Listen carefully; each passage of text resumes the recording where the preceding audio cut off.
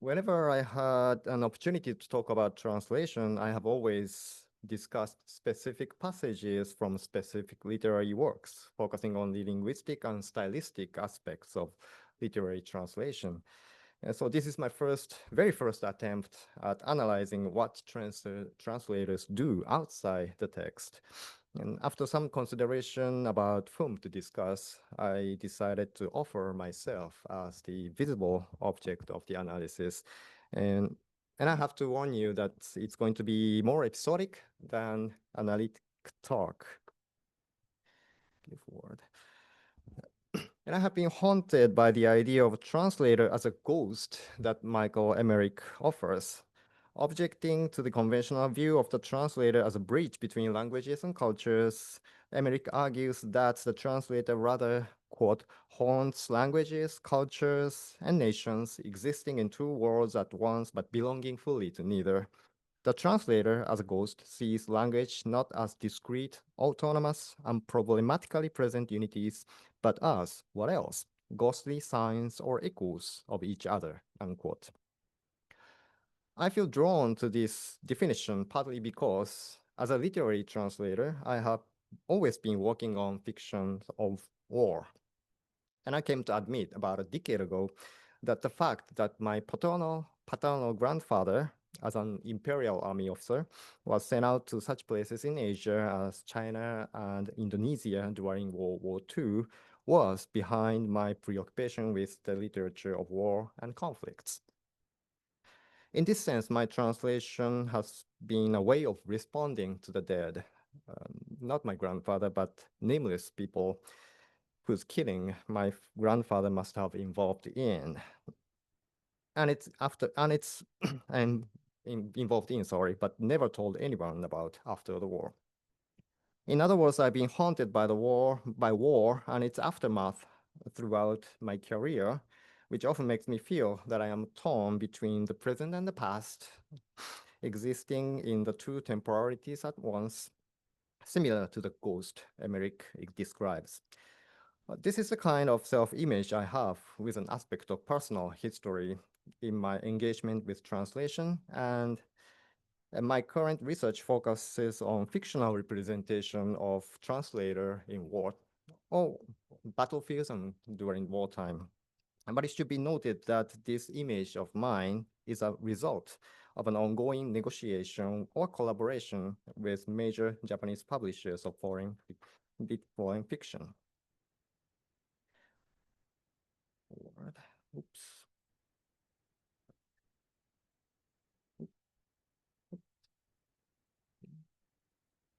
Yeah, now it's working. Sorry about the glitch. A brief look at my first 7 works, of which 5 deal with wars or conflicts, tells that publishers, Hakusisha and Shinchosha at this stage, played a certain role in building my resume as the translator of war fiction. The space where both translator and publisher are mentioned on top means that I recommended the work to find the publisher had already shortlisted the work as one of their potential projects. In this early phase, the ambition of a young scholar, I just finished my PhD dissertation on contemporary American fiction, many American writers, many of whom not yet translated into Japanese at the time, and now wanted to train myself in translation, was met by the ambition of the publishers, or more specifically, their editors, who wanted to promote an emerging new voice in young translators. My fame or reputation in its early stage depended on my 2011 translation of The People of Paper, a celebrated experimental novel by Salvador Plasencia, published in 2005 in the US. I have the images of the original and the translation here because they are paratextual information, namely the fact that each book features a blurb from one person in particular tells a lot about how literary fame is established or created. Plasencia, the writer of the original, got his MFA degree at Syracuse University, a program long known for the presence of the influential writer George Saunders, who gave a blurb to Plasencia's debut fiction. Placencia's work was also highly regarded in Japan, notably by the accomplished translator Motoyuki Shibata, who was also an examiner of my doctoral dissertation. And he recommended me to the editors of publishing houses and also gave a blurb to my translation of Placencia's novel. The fact that Shibata's name appears larger than mine on the cover, which Shibata didn't like and I didn't mind, shows the size of his presence in the industry. This situation that I found myself in as an emerging literary translator can therefore be compared to an aspiring writer in an MFA program. The instructor utilizes his fame to promote a new talent, and the latter is given a privileged position of the writer or translator with a faithful readership. Placencia was able to work on his next, even more ambitious novel, because of the reputation his first work secured. The second novel he is yet to complete after 20 years. In my case, I have been given some degree of freedom to choose my translation projects, which looks like this. Oops. My later works related to war listed here testify to the degree of freedom I have been given, and the works I recommended include relatively minor work by such writers completely unknown to Japanese readers, like Hassan Blasim from Iraq, and Gina Apostol from the Philippines, and Rebecca Mackay, second-year generation immigrant writer from Hungary. Stephen Crane's Civil War novel has also a discovery for many Japanese readers. My case, therefore, would require a modification of Jean-Marc Gowanvik's discussion of symbolic capital in literary translation. According to Gowanvik, quote, the translator benefits from the symbolic capital invested in the original work published in the source society. Through his or her translation, the translator intervenes as an agent who confers on the author and on the work a quantity of capital by submitting it to the logic of a target literary field and to its mechanisms of recognition, unquote. I should add to this statement that the symbolic capital of both the original and the translation is engineered, not just the writer and the translator, but multiple parties, each with its own interests, and that some translators themselves becomes the owners of symbolic capital, carefully managing it. At the same time, I have to point out that the two writers in the US and the two translators in Japan I take up here are all men. And this imbalance was always with me. My PhD dissertation begins with William T. Vollmann and goes on to include 10 more writers, and there are only 2 women. And that asymmetry continued well into my career in translation. By the end of 2018, I completed 21 books of translation, out of which only 2, The Tiger's Wife by Thea Obrecht and Music for Wartime by Rebecca Mackay, were written by women. And note here that both Obrecht and Mackay are white writers. The need to correct this imbalance felt more urgent than ever in 2018 when there was a succession of scandals in the social and literary fields. First came the media coverage of multiple Japanese medical schools, which, to my shock, had long rigged the scores of female examinees in order to control their admission. And then a sexual harassment by a famous literary critic of Japanese fiction was revealed in June, followed by another blow from the monthly magazine Shincho 45, which ran articles that unfairly attacked LGBTQ plus community. And what I saw in 2018 was enough for me to feel ashamed of my negligence of the matter of gender and to convince me that I had to reorient my choice, both inside and outside the text. Inside the text, I began to avoid the use of female speech when I could and should. I can pinpoint watershed work. Exit West by Mohsin Hamid tells a story of Nadia and Saeed, a young woman and a young man who escaped from their war-torn Muslim country to Europe to find a new home. I initially translated Nadia's lines with female speech, only to find that it does not reflect her defiant and dignified character at all, and decided to change my approach. On the other hand, I felt the urge to diversify my choice of future projects, as I am privileged enough to pick them. My choice after 2018 began to see the light of day around 2021, which looked like this. And I add here that Alfian Sa'at, the second one from above, is one of the leading voices of Singaporean queer community. You can also see that a certain publisher even approached me with projects that would fit my new direction. And judging from this trend, there is a fair chance that my catalog will eventually come close to the actual gender distribution of the general public. This decision to reconsider my project choices started with a sense of shame, a social feeling in its nature.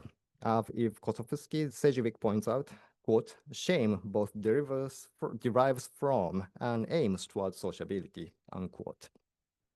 I was aware that any effort on my part to address this issue would have public aspects in which my personal sense of justice is always accompanied by the question of how to manage my reputation. Immigrant literature has always occupied a significant place in my career. The author of The People of Paper, Plasencia, was born in Guadalajara, Mexico. Daniel Alarcón in Lima, Peru, and Thea Obrecht's hometown is Belgrade, Yugoslavia, now Serbia, and so on. In the early 2010s, my main interests were in Eastern Europe and Latin America, but they too were to change.